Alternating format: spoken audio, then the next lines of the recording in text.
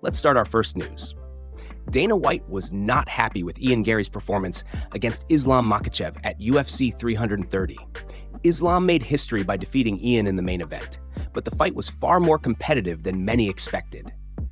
Islam controlled the opening round, yet as the fight continued, Ian showed impressive takedown defense and repeatedly fought his way back to his feet. Ian also found success on the feet, landing several effective oblique kicks, while Islam landed a brutal leg kick that visibly wobbled him.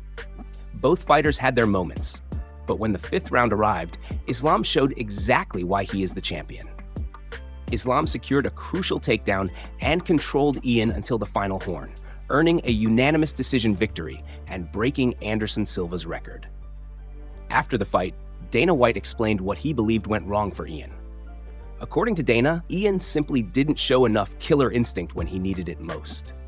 Dana pointed out that Islam's body and face were already taking damage, and he believed Ian had an opportunity to push the pace and potentially steal the fight in the final round. But instead, Dana was frustrated by how friendly Ian remained with Islam. He specifically criticized Ian for hugging and shaking hands during the fight, saying that kind of behavior drives him crazy when a fighter is supposed to be fighting for a victory.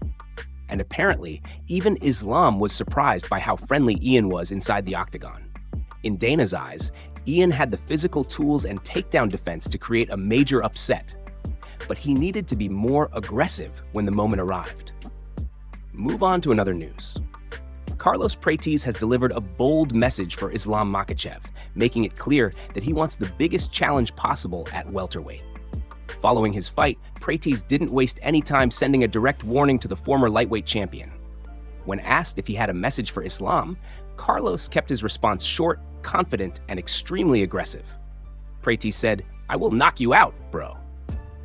That statement immediately grabbed attention because Islam has already established himself as one of the most dominant fighters in the UFC.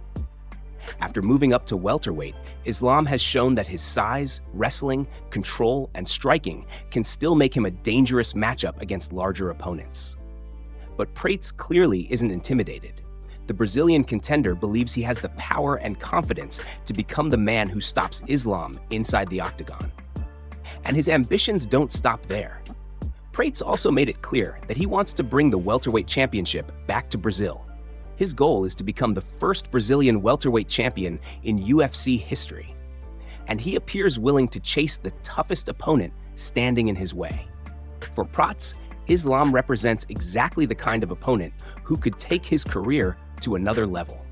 A fight against a champion with Islam's reputation would bring enormous attention, but it would also demand a completely different level of preparation. Islam is known for controlling opponents with his grappling, forcing them into difficult positions, and taking away their ability to dictate the fight. Prates, meanwhile, has built his reputation around dangerous striking and the ability to hurt opponents whenever he finds the opening. That creates an intriguing clash of styles. Prates is confident that if he gets the opportunity, he can land the shot that changes everything. And if that happens, he wants to make history by bringing the welterweight title all the way back to Brazil. Move on to another news. Arman is heading into UFC 331 with a massive opportunity in front of him. But surprisingly, a victory over Mauricio Rufy may not guarantee him an immediate title shot. Arman is scheduled to face Rufy on September 19th. And when the fight was announced, many fans immediately assumed the situation was simple. If Arman wins, he would finally earn his long-awaited opportunity at the lightweight championship. However, Arman recently made it clear that nothing has been promised to him by the UFC. Speaking with MMA Fighting, Arman was asked whether the UFC had guaranteed him a title shot if he defeats Rufy.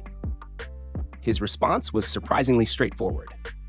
Arman explained that in this sport, not everything is guaranteed. Fighters have to stay ready, keep winning, and continue proving themselves regardless of what they are told. He essentially said that if the UFC wants him to take another fight before receiving his title opportunity, he'll accept it. He made it clear that he is willing to fight whoever is placed in front of him, even if that means taking several more fights before finally reaching the championship. That mindset shows just how determined Arman is to become UFC champion. But there is an important detail here. Arman has already spent years trying to position himself at the top of the lightweight division. He has faced elite competition, suffered setbacks, and continued working his way back toward another championship opportunity. Now, Ruffy stands directly in his path.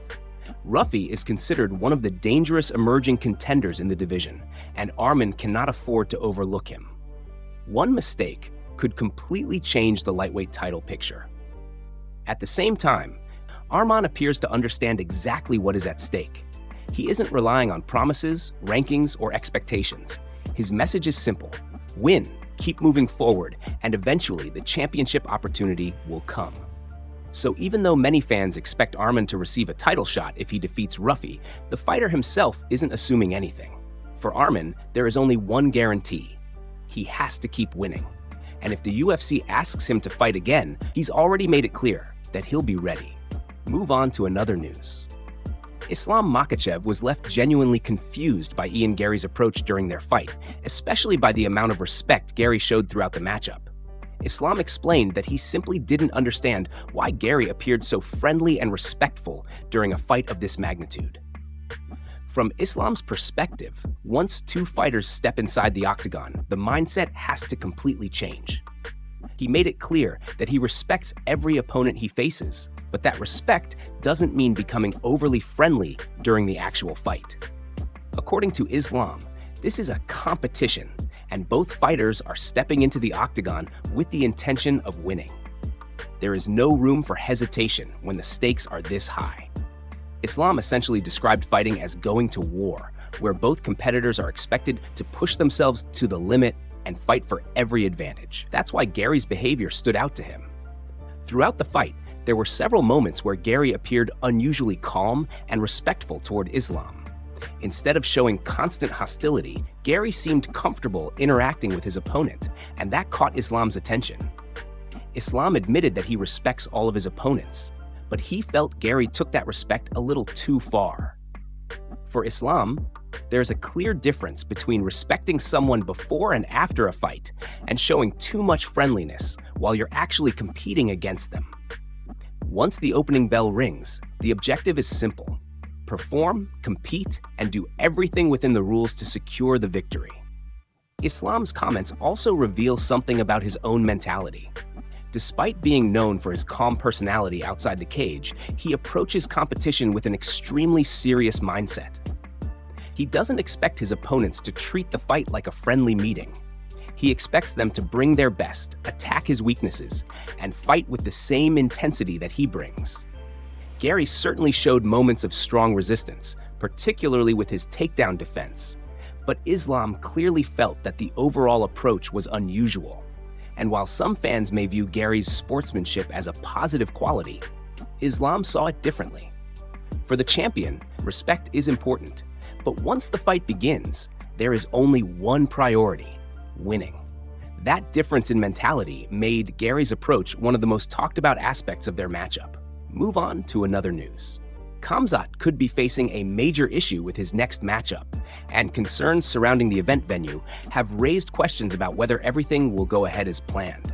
Khamzat is reportedly scheduled to compete against Tyron Woodley at an RF event in Moscow, Russia.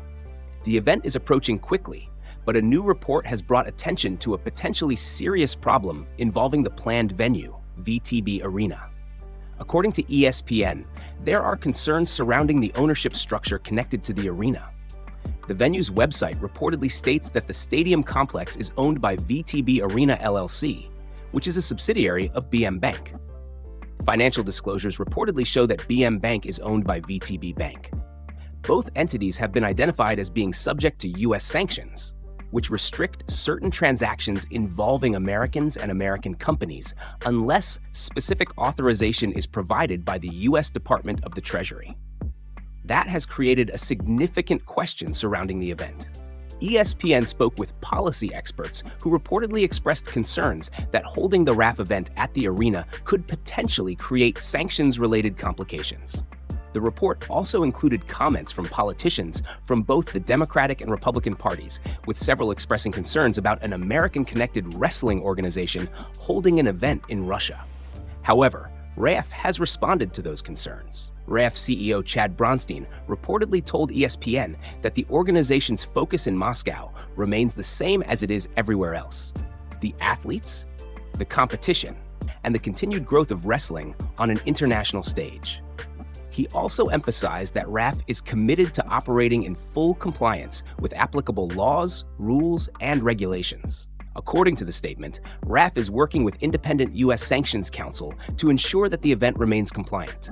So, at this point, there is no confirmed indication that Khamzat's matchup has been canceled or officially postponed. But the venue situation has certainly added another layer of uncertainty to an already highly anticipated event. The promotion now has to navigate these concerns carefully, especially given the international nature of the event and the involvement of US-based interests. For Khamzat, the priority will obviously be getting into the arena and competing as scheduled. But until RAF provides further confirmation, this situation is something the MMA community will be watching closely. Any official announcement regarding the venue, sanctions concerns, or the status of the matchup could significantly change the situation. Move on to another news.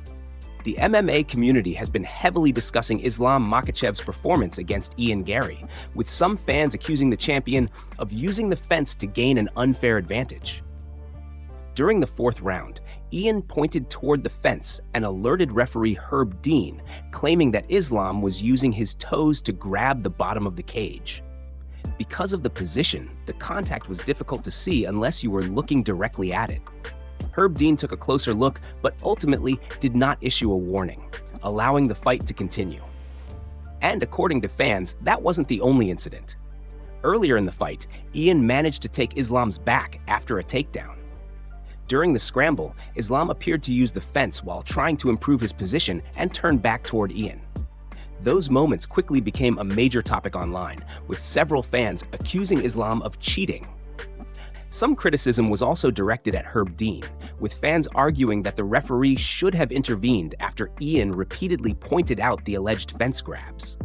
One fan claimed the contact was obvious from the stands, while another argued that Islam had used the fence more than once during the fight. There were also accusations involving Islam allegedly wedging his foot near the fence during exchanges. However, it's important to separate what fans allege from what was officially ruled during the fight. Herb Dean did not issue a penalty for the incidents, and Islam went on to win the bout by unanimous decision.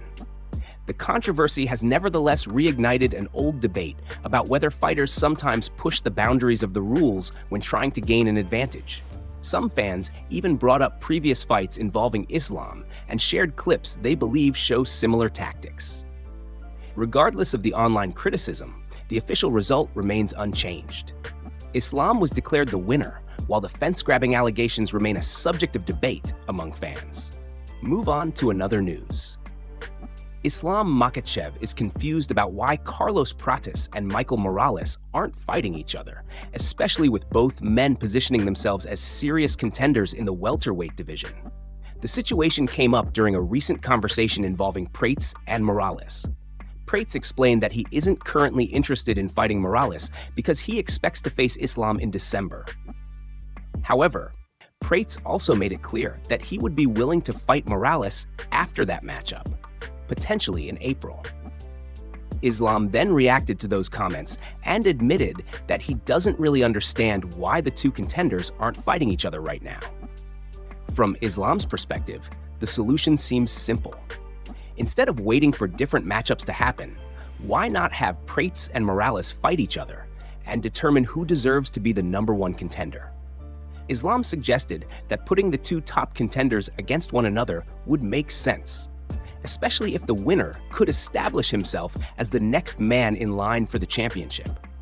At the same time, Islam isn't complaining about having multiple dangerous fighters around him. In fact, he said he's happy to see real contenders emerging in the division. Islam specifically mentioned both Morales and Prates, describing them as legitimate fighters who make his training even harder. That's an important statement because Islam clearly recognizes the threat these two men represent.